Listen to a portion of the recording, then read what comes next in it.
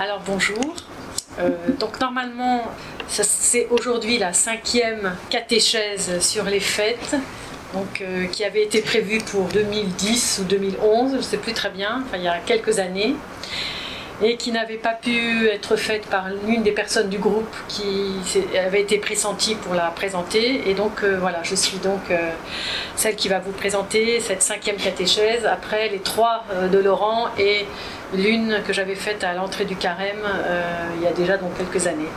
Mais comme nous avions annoncé 5, voici la 5e. Donc c'est sur la Pentecôte et sur l'envoi de l'Esprit Saint. Et j'ai intitulé cette catéchèse « Par le souffle saint, les langues de feu deviennent langues pour proclamer la parole de Dieu. » Et le moine de l'Église d'Orient dit « La parole semble conditionnée par la flamme ». Voilà, donc c'est le Père Lève Gillet hein, dans son volume sur l'an de grâce. Alors nous avons l'habitude, donc nous sommes actuellement dans le temps pascal, dans le pentecostère, et nous avons l'habitude de dire que Pâques c'est la fête des fêtes, et le Père Schmemann nous dit que c'est l'aboutissement du voyage qui est le grand carême, ce qui est évidemment exact, puisqu'on sort définitivement du carême après ce grand voyage avec la fête de Pâques. Mais en fait, le terme du chemin, c'est pas Pâques, c'est Pentecôte. Donc ça c'est très important de garder de vue que Pâques, on est dans la fête des fêtes, mais tendu encore vers la réception plénière du Saint-Esprit. Et cette Pentecôte va renouveler chaque baptisé personnellement dans sa grâce personnelle de l'effusion de son baptême, et va renouveler l'Église tout entière dans les dons qu'elle reçoit depuis sa naissance de l'eau et du sang du Christ au pied de la croix, et lors de la première descente de l'Esprit Saint au Cénacle. Quand nous pensons à cette fête, c'est évidemment immédiatement, pensons en Pentecôte, nous pensons immédiatement au récit des actes, du livre des Actes des Apôtres, récit haut en couleur, et c'est tout de suite, et c'est bien sûr ce récit d'ailleurs que se fonde la fête autour duquel notre liturgie s'est progressivement constituée. Alors qu'est-ce que nous remarquons? Donc nous supposons que ce récit des Actes des Apôtres est à peu près connu. Je vais en citer quelques parties au long de mon travail, mon exposé. Donc nous remarquons que c'est juste après l'élection de Matthias, qui donc a rejoint le collège des 12 après la défection de Judas, que l'Esprit Saint va être donné. Donc il fallait que ce collège des 12 soit complet. Première question que nous pouvons nous poser en ce qui concerne Pentecôte, de quelle Pentecôte s'agit-il dans le récit des Actes des Apôtres? Et nous lisons la première phrase. « Le jour de la Pentecôte étant arrivé, les apôtres étaient tous ensemble dans le même lieu. » D'ailleurs, entre guillemets, en grec, c'est les jours de Pentecôte étant accomplis, une espèce d'accomplissement des jours. Hein. C'est-à-dire comme si c'était les 50 jours, hein, justement tendus vers Pentecôte. Donc tous ensemble dans un même lieu. Les apôtres, la mère de Dieu, continuent de vivre, quelles fêtes? Les fêtes juives. Et ils vivent au rythme de leur calendrier, et donc il est bien clair évidemment que cette Pentecôte ici dans les livres des Actes, c'est la Pentecôte juive que l'on appelle en hébreu Shavuot, et que les apôtres ont célébré tout à fait naturellement avec tous leurs congénères autour d'eux le 50e jour après Pâques, Pâques juive qu'on appelle Pessah. Donc les Actes ne nous disent rien de cette Pentecôte juive. Donc elle est arrivée, et puis tout de suite, le récit, on va dire, de l'envoi de l'Esprit Saint s'amorce. Donc on n'a rien, aucun élément de cette Pentecôte juive, ni de son rituel, ni de ce qu'on y faisait, ni de sa signification. Donc pour savoir qu'est-ce qu'il se passait et pourquoi on se réunit à Pentecôte à Jérusalem, il faut aller voir ailleurs. Dans d'autres textes, qu'est-ce qui se passait pour la Pentecôte juive? Donc on a des éléments dans le livre de l'Exode, on a des éléments dans la liturgie juive. Et la tradition juive nous dit que cette fête de Shavuot, donc littéralement les semaines en hébreu, est aussi appelée Atzeret, et Atzeret ça signifie clôture. Clôture de quoi? Clôture de Pessah, de la Pâque juive. Parce que c'est le dernier jour de la fête de cette Pâque de Pessah. Donc la date de Pentecôte, de Shavuot, est fixée, et là une des seules, finalement pratiquement fêtes, qui est fixée en fonction d'une autre fête, qui est la fête de Pessah, la Pâque juive. Donc c'est à ce moment où le cycle s'achève, et donc que Shavuot est comme le couronnement de ce cycle des 50 jours. Pessah, selon la tradition juive, célébrait la libération physique de l'esclavage d'Égypte, traversée de la mer, etc., tout ce qu'on connaît. Et Shavuot célèbre la célébration de la libération spirituelle du peuple. Libération comment? Par la réception et l'acceptation de la Torah. Donc, bien comprendre ceci, c'est la révélation divine qui va faire advenir de ce groupe de tribus encore un peu disparates, qui traversent la mer, etc., qui arrivent au pied du Sinaï. C'est cette réception qui va faire que ces groupements, cet agrégat d'individus et de tribus va s'unir et va devenir le peuple de Dieu. C'est parce que chacun des 600 000 hommes au pied du Sinaï répond d'un seul cœur. On peut le voir dans le livre de l'Exode, au chapitre 24, répond d'un seul cœur. Toutes les paroles que Dieu a dites, nous les ferons et nous les écouterons. En hébreu, Naaseh venishma. C'est parce que chacun des 600 000 hommes va dire ça et va dire nous, comme nous le disons d'ailleurs dans la liturgie, quand on prie ensemble, nous. Nous, mais chacun le dit personnellement. Voilà, ça c'est très important. C'est à cause de ça que l'alliance, quelque part, est contractée et ratifiée. C'est par le don de la Torah et l'engagement des fils d'Israël à en respecter les commandements, donc il y a un engagement de chacun, que l'alliance entre Dieu et son peuple se réalise parfaitement en plénitude à ce moment-là au pied de la Torah et en quelque sorte est scellée à ce moment-là. Donc ce qui frappe dans ce récit de l'Exode, c'est que la parole de Dieu qui vient du Sinaï est donnée à ce peuple dans les tonnerres et les éclairs. Et le feu. Et on dit même la montagne était toute fumante et personne ne devait s'approcher de la montagne sous peine de mort. Donc il y a bien déjà dans le livre de l'Exode, chapitre 19 et 20, cette idée que la parole divine brûle et qu'on ne peut pas s'en approcher impunément. Shavuot est associé également à un autre événement qui est la moisson de froment et la récolte des fruits. Cette fête, comme toutes les fêtes d'ailleurs du calendrier juif, est une fête agraire.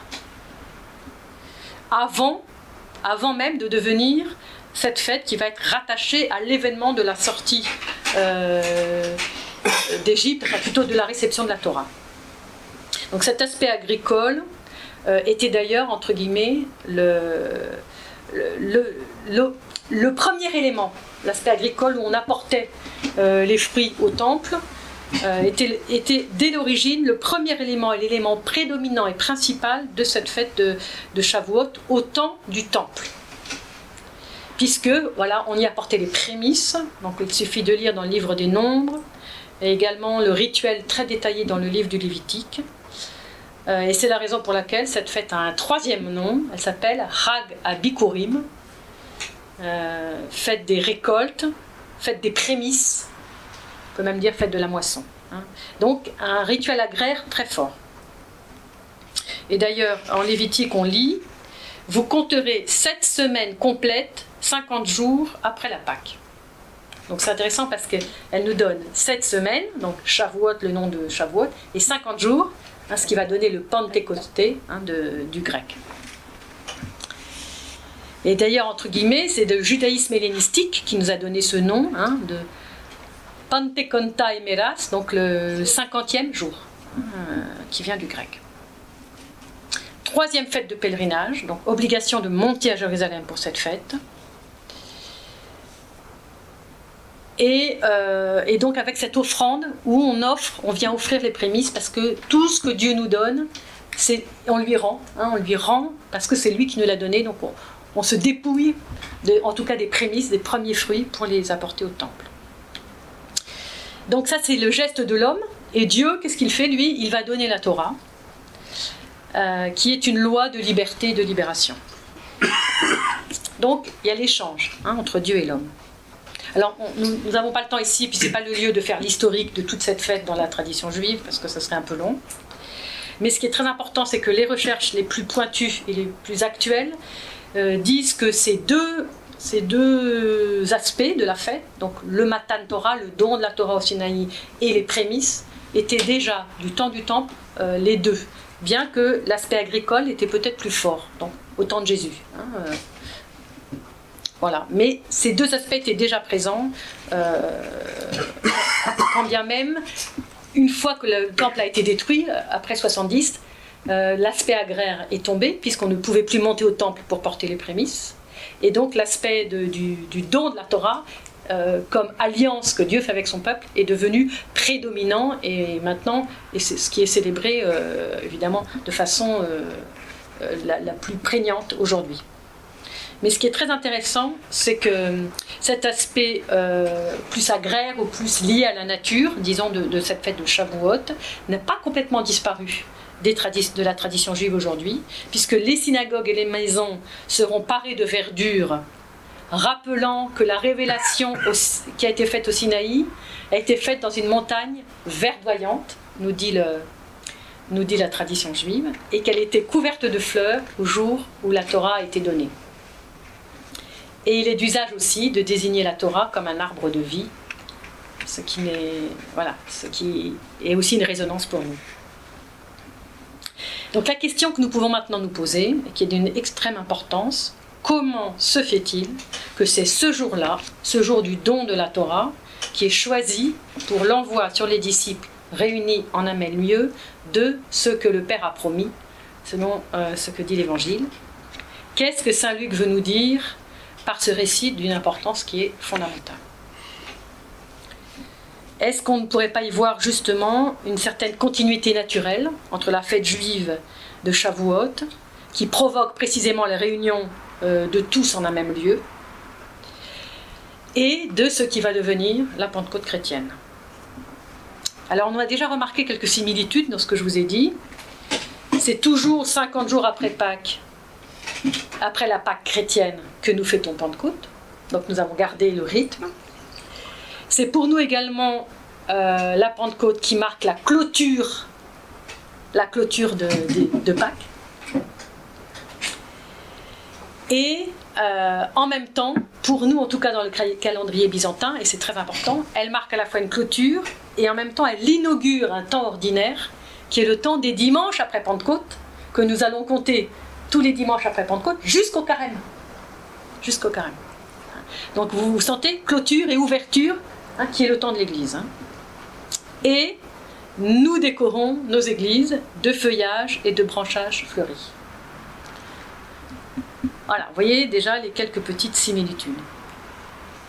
De plus, la Torah, arbre de vie, est quelque chose qui nous résonne, puisque nous savons que cette croix que nous célébrons le 14 septembre ou bien au milieu du carême est l'arbre de vie par excellence pour nous. Ensuite, si on regarde de plus près le récit lui-même des Actes des Apôtres, on va bien voir qu'il n'est pas sans lien avec le don de la Torah dans le livre de l'Exode. Mais avant d'aller voir plus près, toute petite indication sur les lectures des vêpres que nous avons chez nous dans le rite byzantin sur l'entrée de notre fête de Pentecôte. Qu'est-ce que nous lisons à Pentecôte? Nous lisons 3 textes donc, dans les vêpres. Nous lisons le livre des Nombres, le prophète Joël, qui vont nous parler de la descente de l'Esprit sur les Hébreux. Et nous lisons Ézéchiel, qui nous parle de la purification que cet Esprit va opérer dans le cœur du croyant. Purification pourquoi? Pour que le croyant marche selon les commandements du Seigneur. Tout cela signifie que nous croyons que le Saint-Esprit agit à travers la Torah et qu'il nous aide pour garder les commandements. Et que nous croyons aussi qu'il a parlé par les prophètes, comme nous le disons dans le Credo. Et de même que ce don de la Torah n'a été fait qu'une seule fois au Sinaï, est en fait en réalité un don permanent, et que c'est de façon permanente que le peuple d'Israël est constitué par ce don de la Torah. De même, le don du Saint-Esprit n'a pas été fait seulement une fois de façon ponctuelle, mais comme le dit bien qu'il ait été donné qu'une fois à Pentecôte, hein, mais comme le dit le père Boris Bobrinskoy, il s'agit de l'inauguration d'une effusion permanente des dons de l'Esprit Saint sur l'Église, je rajoute sur chacun de ses membres. Le père Lev Gillet fait remarquer quelque chose aussi d'extrêmement intéressant, donc toujours dans son livre L'An de grâce, sur la lecture de l'évangile des matines de la fête, puisque c'est l'évangile de Saint Jean où Jésus souffle sur les disciples. Il dit « Cette première venue de l'Esprit n'est pas moins réelle que celle du jour de la Pentecôte. La différence est que le jour de la Pentecôte, l'Esprit descend sur eux avec puissance. » Retenons bien ce mot parce qu'on va le retrouver. Il semble que c'est important. Donc c'est sans doute cette puissance, entre guillemets, cette puissance divine qui va caractériser les manifestations cosmiques. Et c'est là où on va pouvoir aussi faire d'autres liens encore avec le don de la Torah, puisque les actes des apôtres nous parlent d'un fracas comme celui d'un coup de vent violent qui remplit toute la maison. Et ils virent apparaître, se partageant, des langues comme du feu, et il s'imposa une sur chacun d'eux. Et à ce moment-là, ils sont remplis du Saint-Esprit, et ils se mirent à parler en d'autres langues. Que disent-ils? Ils racontent, alors écoutez bien le terme, ils racontent les merveilles de Dieu. Donc le vent devient souffle saint qui remplit tous les habitants de la maison, et aux langues de feu, sur chacun, va correspondre un parler en d'autres langues. Au Sinaï, on avait eu le feu, le vent violent, la parole de la Torah, que Dieu donne du haut de la montagne, par l'intermédiaire de Moïse.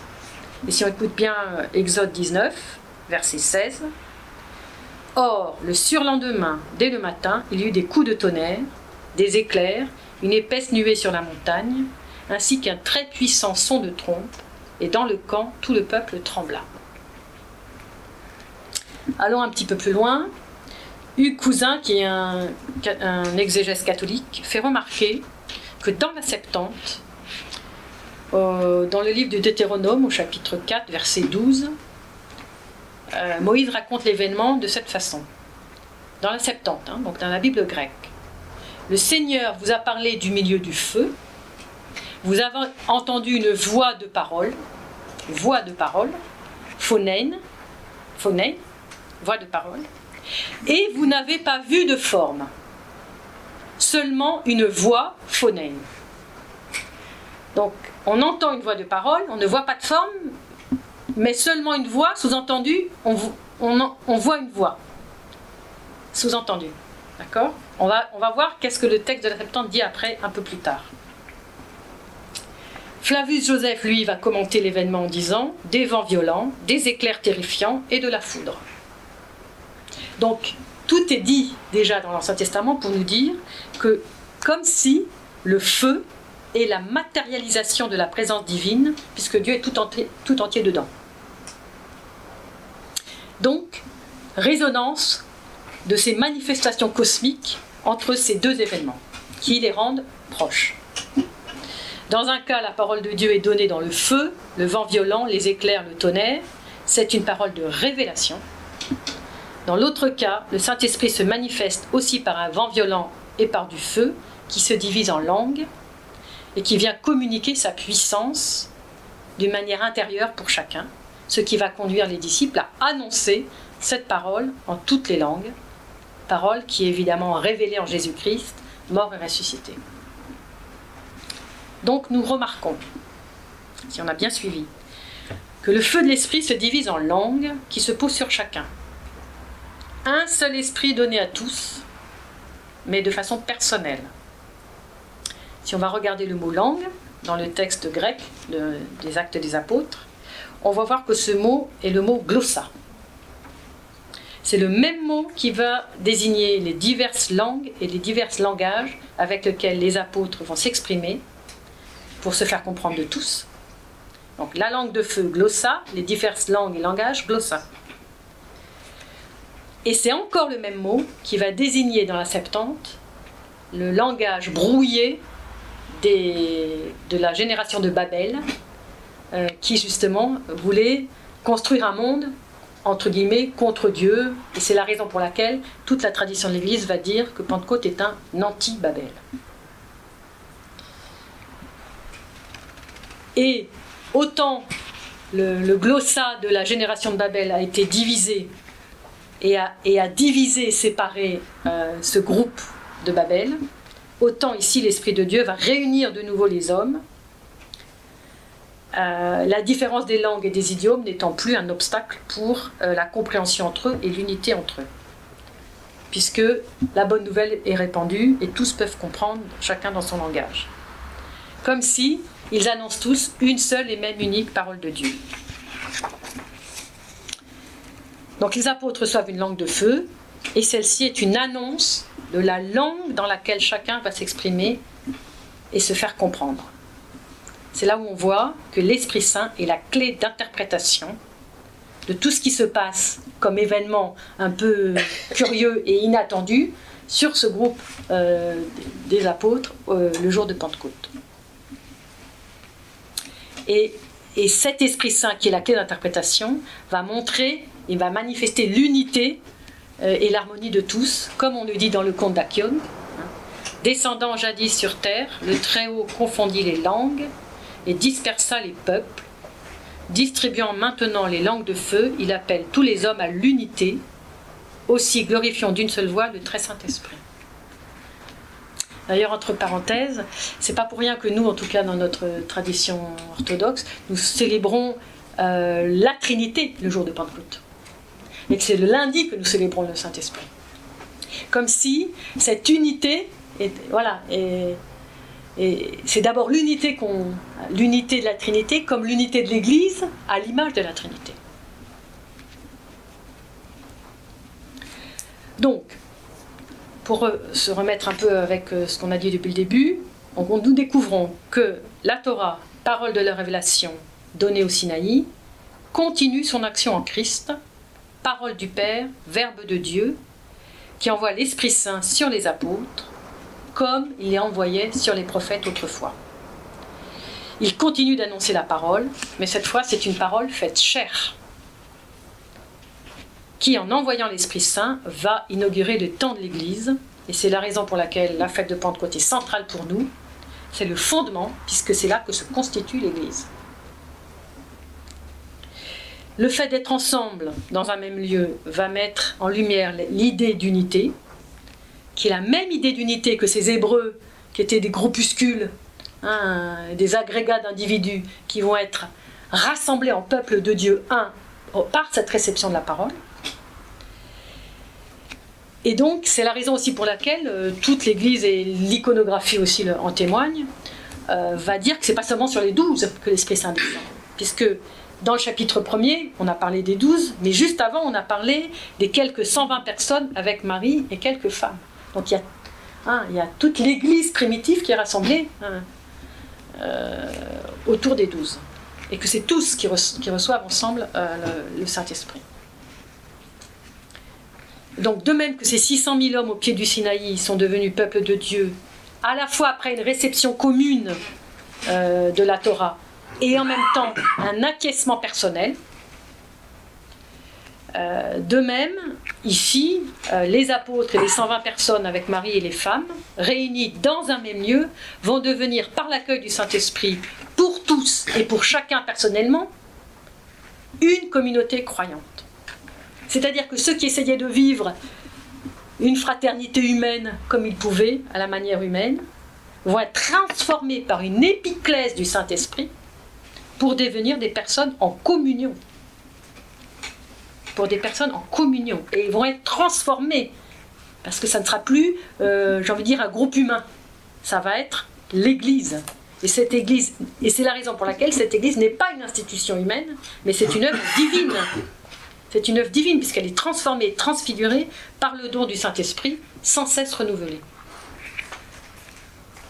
Bon, ça, c'est fondamental, je pense. Et on peut presque dire, bon, ça, c'est vraiment quelque chose que je vous donne, on pourrait après essayer de voir si nos théologiens seraient d'accord, qu'il y a une transformation de cette assemblée au même titre que l'Esprit Saint transforme les saints dons, le pain et le vin. Que le pain et le vin deviennent corps et sang du Christ, cette assemblée devient Église. Elle est transformée de l'intérieur. C'est la raison pour laquelle notre responsabilité de croyant est énorme. Est-ce que nous sommes transformés par le Saint-Esprit de manière à faire advenir, à montrer au monde que ce n'est pas un groupe humain ce que nous vivons, c'est l'Église. C'est l'Église. Alors maintenant, on va essayer d'aller un tout petit peu plus loin. Donc c'est un peu la deuxième partie de ma réflexion. Pour essayer de comprendre qu'est-ce qui se passe dans ce que la tradition juive va nous dire de ce don de la Torah, ce Matan Torah, qui est donc un événement central pour le judaïsme, puisque eux, ils sont tous, absolument tous centrés autour de la Torah. Donc on va trouver encore d'autres résonances qu'on va découvrir ensemble. Si nous lisons Philon d'Alexandrie, donc vous savez, Philon est un juif d'Alexandrie, donc hellénisé, qui est exactement du temps du Christ. Donc il est mort en l'an 54, donc vraiment on est en plein dans la période des premiers apôtres. Voilà ce qu'il dit dans son De Decalogo. On a la chance d'avoir ces textes par rapport donc à la Pentecôte juive, telle que lui la vit dans le monde hellénistique. Après qu'elle, la voix, parce que j'ai coupé le texte avant, donc, il parlait de la voix, après qu'elle eut communiqué à l'air forme et tension, et qu'elle se fut transformée en un feu flamboyant, elle fit retentir à la façon du souffle qui s'échappe d'une trompette une voix articulée si puissante que les auditeurs les plus éloignés crurent la percevoir. Alors, du sein du feu, qui s'épanchait du ciel, retentit une voix, je suis allée voir, c'est phoné, le même mot, absolument saisissante, la flamme devenant langage articulé, familier aux auditeurs. Les mots que proférait cette voix étaient prononcés avec une netteté si éclatante qu'on croyait plutôt les voir que les entendre. Comme l'atteste la loi, la Torah, c'est nomos en grec, dans laquelle il est écrit « Tout le peuple voyait la voix ». L'expression est pleine de sens. La voix humaine est audible, la voix de Dieu est véritablement visible. Alors maintenant, allons voir ce que dit le Midrash. Nous allons aller de surprise en surprise. Dieu dit à Aaron, va au-devant de Moïse dans le désert. Donc c'est un Midrash sur le début du livre de l'Exode. Comme il est écrit, Dieu par sa voix tonne à pleine voix ses merveilles. Que signifie tonne ses merveilles? Lorsque le Saint béni soit-il donna la Torah sur le Sinaï, il fit voir à Israël par sa voix des merveilles. Comment? Le Saint béni soit-il parlait, la voix partait, parcourait le monde entier et revenait. Des cieux, elle passait à la terre, et il regardait vers la terre. Comme il est dit, des cieux, il t'a fait entendre sa voix pour t'éduquer. Sur la terre, il t'a fait voir son grand feu. Et l'Écriture dit, tout le peuple voyait les voix. Il n'est pas écrit la voix, mais les voix. Rabbi Yochanan dit, la voix partait et se divisait en 70 langues, pour que tous les peuples l'entendent. Car dans la tradition juive, il y a 70 nations, donc 70 langues. Chaque peuple entendait la voix dans sa propre langue. C'est pourquoi l'Écriture dit « Voix du Seigneur dans la force », il n'est pas dit dans sa force, mais dans la force, c'est-à-dire selon la force de chacun d'entre eux. Donc ça c'est le Midrash sur l'Exode, Rabbah 5.9, pour ceux qui veulent aller voir. Donc qu'est-ce que ce Midrash montre? Dieu au Sinaï, en donnant sa Torah, fait voir à Israël par sa voix des merveilles. Il s'agit donc d'une voix qu'on peut regarder et entendre. Le texte parle des voix, et donc l'interprétation du Midrash, donc des rabbins, c'est de dire c'est des voix parce qu'il y en a c'est 70 langues, pour les 70 nations de la terre. Donc pour tous les peuples, chacun dans sa langue. Donc première surprise pour nous, nous retrouvons avec étonnement cette même idée dans le texte des Actes des Apôtres. Le lien entre la voix, la parole et le feu, déjà suggéré ici, est encore plus clair dans le récit des Actes des Apôtres et va être encore plus clair dans un autre midrash, dans le Talmud de Babylone, au traité Shabbat. Rabbi Yochanan dit: que signifie ce qui est écrit? Le Seigneur a donné une parole annoncée pour une armée nombreuse. Chaque parole qui sortit de la bouche de la toute-puissance se divisa en 70 langues. Il a été enseigné dans l'école de Rabbi Ishmaël. Est-ce que ma parole n'est pas ainsi comme le feu, oracle du Seigneur, et comme un marteau qui fait voler en éclats de rocher? De même que ce marteau fait que le rocher se divise en de nombreuses étincelles, de même chaque parole qui sortit de la bouche de la toute-puissance se divisa en 70 langues. Donc, caractéristique des théophanies, le feu. Alors on pense toujours au feu du Sinaï, mais il y avait déjà le feu du buisson ardent. Et puis il y a le feu chez les prophètes, le feu qui descend du ciel, quand Élie, avec les 400 prophètes de Baal, dit à Dieu, ben, s'il y a une offrande sur laquelle tu vas faire descendre le feu, ça va être la mienne, ça ne va pas être les prophètes de Baal. Et d'ailleurs, quand les prophètes voient que le feu descend sur l'offrande d'Élie, ils disent, c'est le Seigneur qui est Dieu, c'est le Seigneur qui est Dieu. Donc il y a bien presque une identification, sinon de Dieu, au moins de sa parole, de sa présence dans ce feu.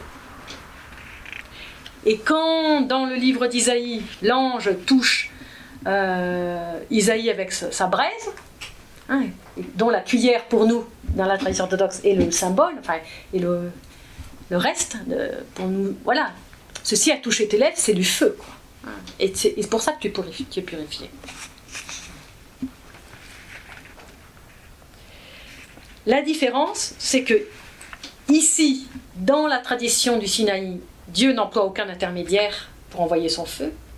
En acte 2, Dieu veut avoir besoin des apôtres pour que cette langue de feu devienne langue brûlante sur les lèvres, de manière à annoncer une parole pleine de feu, on pourrait dire. Troisième midrash, Mechilta de Rabbi Ishmael, 2e siècle, hein, donc très ancien. Commentaire donc du livre de l'Exode au chapitre 20. Et tout le peuple voyait les voix et les lueurs et la voix du chauffard et la montagne fumante. Il voyait le visible et entendait l'audible. Parole de Rabbi Ishmael. Rabbi Akiba dit, il voyait et entendait le visible. Il voyait une parole de feu qui sortait de la bouche de la Toute-Puissance et qui se gravait sur les tables. Comme il est dit, voix du Seigneur qui grave des flammes de feu. Psaume 29. Mais combien de voix y avait-il et combien de lueurs y avait-il? En réalité, on faisait entendre à chaque homme selon sa force, comme il est dit, voix du Seigneur dans la force. Donc on retrouve des éléments des deux midrash d'avant, resynthétisés un peu différemment, mais là, la nuance, c'est que, donc Rabbi Akiva dit, une parole de feu qui sort de la bouche de la Toute-Puissante et qui se gravait sur les tables. Alors vous savez, ce mot gravé est très très important dans la tradition juive, puisque Dieu a gravé ces paroles sur les 10 tables, enfin les 2 tables, les 10 paroles sur les 2 tables, et que ce mot gravé, charut en hébreu, est exactement le même mot avec d'autres voyelles pour dire liberté, cherut. Charut gravé, cherut liberté. Donc c'est une loi de liberté. Pour être vraiment dans cette liberté spirituelle, c'est pour ça que Dieu donne. Or, ce qui est très intéressant, c'est que dans la tradition massorétique, donc texte hébreu, donc on l'a bien vu ici, les rabbins le lisent comme ça, c'est les voix, et que c'est comme ça qu'ils interprètent qu'il y en a 70 langues, etc. Dans le texte grec, dans la Septante, tous les peuples voyaient la voix, les torches, la voix de la trompette et la montagne fumante, dans le livre de l'Exode. Mais ce qui est intéressant, c'est que la Septante dit, Et donc c'est jamais traduit comme ça dans nos langues en français. Tout le peuple voyait la voix. Donc il y a bien une matérialisation de la voix de Dieu. Je pense que ça c'est quand même important. Alors maintenant, qu'est-ce que disent les pères? Alors là, on va avoir de surprise en surprise. Parce que tout ça est dans une consonance absolument étonnante. Théodoré de Cire, patrologie grecque 80, 106, 1063, 393, 466. Voix du Seigneur sur les eaux. Dieu de gloire a tonné. Voix du Seigneur dans la puissance. Voix du Seigneur dans la magnificence. Psaume 28. Donc il cite le même psaume que ce qu'ont cité les rabbins. Et voilà le commentaire. L'histoire des actes. Non, il cite le même psaume et il passe immédiatement aux actes. Donc vous voyez l'étonnement déjà de faire le lien entre les deux. L'histoire des actes nous enseigne les faits qui concordent. Il y eut une voix venue du ciel, comme par un violent coup de vent. Par voix, il veut dire la grâce de l'Esprit qui remplit les apôtres de force et de puissance. Et lui, voilà comment il traduit. Voix du Seigneur qui tranche la flamme de feu. Tout à l'heure, on avait voix du Seigneur qui grave. Ici, donc traduction par rapport au grec. Voix du Seigneur qui tranche la flamme de feu. Recevant la grâce de l'Esprit Saint sous l'aspect de feu, le cœur dans le sens de chant, du chant, pas le cœur CH, voilà. Le cœur des saints apôtres fut illuminé, mais non consumé. Voilà, donc déjà, vous voyez, on sent des résonances qui se continuent, j'ai envie de dire, après. Donc, c'est pas pour rien que ces deux Pentecôtes ont quelque chose à voir ensemble. Jean Chrysostome. Alors c'est des citations un petit peu longues, mais bon, j'ai coupé au maximum, mais je trouvais que c'était intéressant quand même de vous les donner, tellement je trouve qu'elles sont bien plus parlantes que ce que je pourrais vous dire. Qu'était cette Pentecôte? Donc c'est intéressant parce que Chrysostome se pose la même question que moi, ou plutôt par modestie, je me pose la même question que Chrysostome. Mais première chose quand même, c'est qu'il faut poser des questions au texte. Qu'est-ce que c'est que cette Pentecôte? Première question qu'il faudrait se poser quand le jour de la Pentecôte est arrivé, de quoi on parle? Donc, Chrysostome pose la question. Et écoutez bien ce qu'il répond. Donc lui, il connaît bien. Hein. C'était l'époque où il fallait porter la faucille dans les moissons, l'époque où il fallait recueillir les fruits. Telle est la figure. Voici la vérité. Le temps étant venu de lancer la faux de la parole évangélique et de recueillir la moisson. Donc on passe tout de suite dans la typologie voilà, de la moisson de la bonne nouvelle.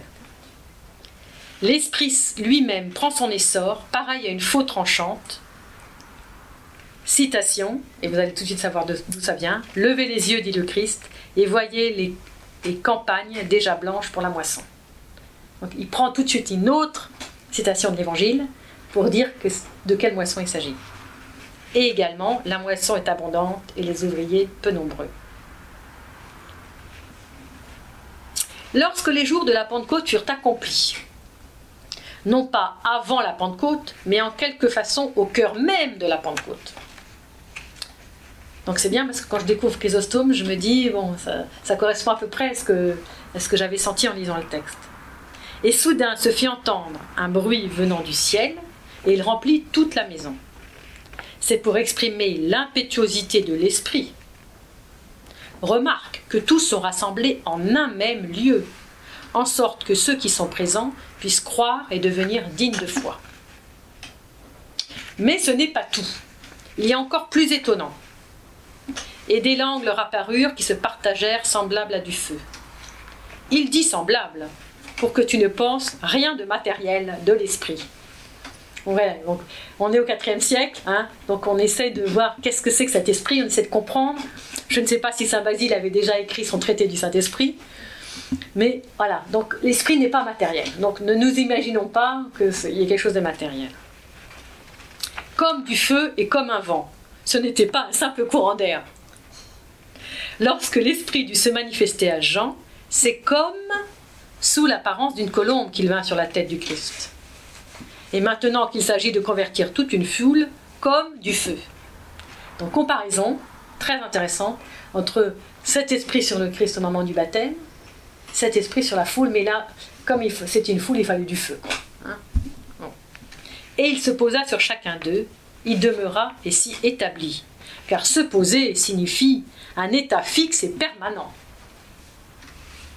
Mais est-ce qu'il est venu seulement sur les 12 et pas sur les autres? Assurément, il est venu sur les 120.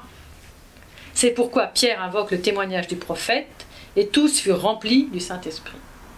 Ils ne reçurent pas simplement la grâce de l'Esprit, ils en furent remplis.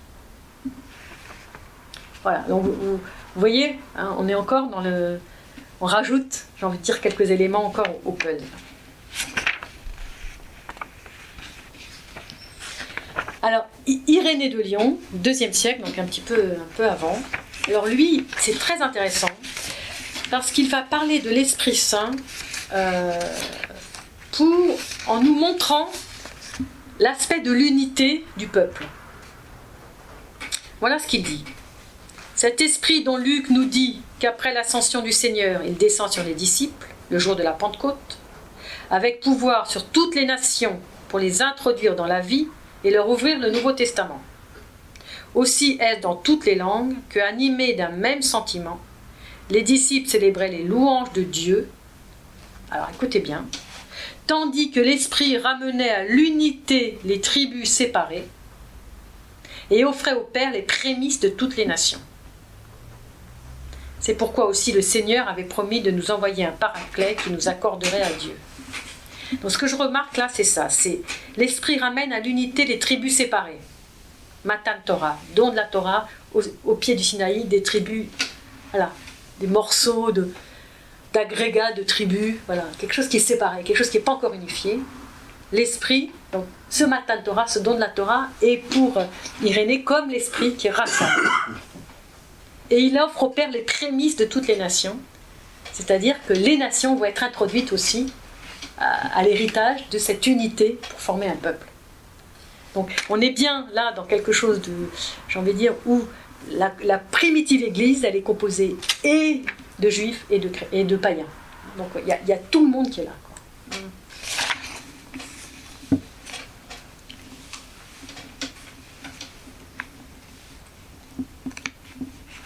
Alors, Grégoire le Grand, donc un latin, magnifique, magnifique. Alors lui, il dit que c'est sous forme de langue de feu que l'Esprit se montre. Pourquoi? Parce que cet Esprit est coéternel au Fils. Et il dit, rien n'est plus proche de la parole que la langue. Et que le Fils est la parole du Père. Or, puisque c'est par la langue que se forme la parole, l'Esprit est apparu sous forme de langue. En sorte que quiconque est touché par l'Esprit Saint confesse celui qui est la parole de Dieu, c'est-à-dire le Fils unique. Et il ne peut nier la parole de Dieu, car déjà il possède la langue du Saint-Esprit. Ou bien encore, parce qu'il fait à la fois brûler et parler ce qu'il a envahi. Les docteurs ont des langues de feu, car lorsqu'ils prêchent, il faut aimer Dieu, et ils enflamment le cœur de leurs auditeurs. Et donc là, on sent aussi derrière les disciples d'Emmaüs. Notre cœur n'était-il pas tout brûlant parce qu'ils nous parlaient en nous commentant des Écritures. Donc, je ne vais pas prolonger trop voilà, toutes ces citations, mais c'est juste pour dire, voilà, comme je le fais toujours habituellement, montrer donc, cette continuité, cette langue, ces langues de feu, ce feu qu'au Sinaï il y avait aussi du feu, que les apôtres à la Pentecôte, si ça se trouve, ils n'étaient pas si étonnés que ça, quelque part l'événement du Sinaï se reproduise d'une manière un peu particulière. Et ils sont comme les prophètes, habités de l'Esprit Saint, envoyés pour annoncer la parole, et qui est la parole du Christ, qui est le Christ incarné, verbe de Dieu, verbe du Père. Alors je vais terminer par un petit petit récit extrêmement drôle qui est dans le Talmud de Jérusalem, d'un juif qui raconte que son père était un éminent personnage de Jérusalem, et que, comme tous les éminents personnages, il étudiait la Torah, etc. Et le jour où son fils est né, donc celui qui raconte, donc il a eu 8 jours, et puis un bout de 8 jours, quand le fils naît, on fait la circoncision, et puis quand on fait une circoncision, on invite tous ses amis.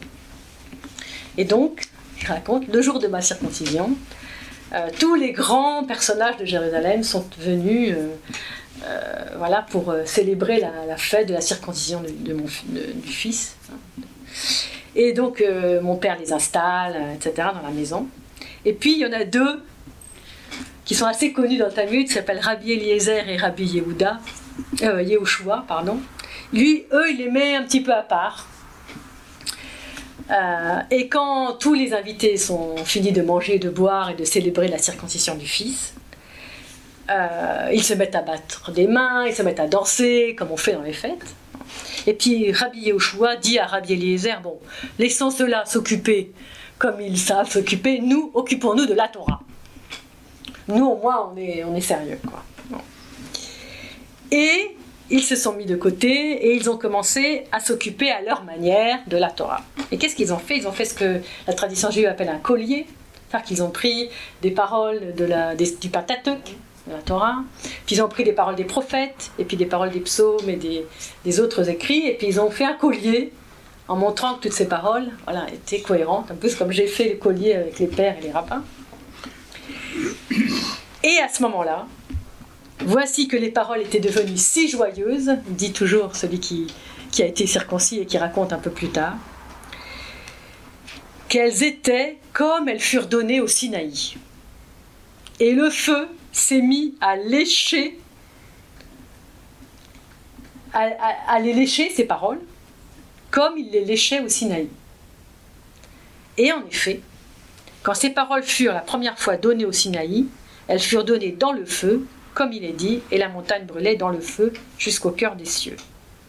Alors mon père Abouya dit « Mais maître, vous n'êtes quand même pas venu mettre le feu à la maison. » Mais non, nous sommes venus faire d'un collier et le feu du Sinaï est tombé sur nous. Nous ne faisons que méditer, nous émerveiller de la Torah. Ah, bon, eh bien, si c'est ainsi, je consacrerai si la force de la Torah est si forte, je consacrerai mon fils à l'étude de la Torah. Bon, on pourrait dire la même chose, finalement, de ce qui se passe pour cette Pentecôte chrétienne, qui, excusez-moi, mais dure quand même depuis 2000 ans, donc c'est quand même pas mal. Mais voilà, il faut toujours nous y ressourcer, c'est la raison pour laquelle nous célébrons chaque année la Pentecôte, de manière à de nouveau nous laisser habiter par ce feu de l'esprit qui nous pousse à annoncer la parole de Dieu, quoi. Voilà. Je ne vais pas en dire plus, je préfère qu'on échange un peu.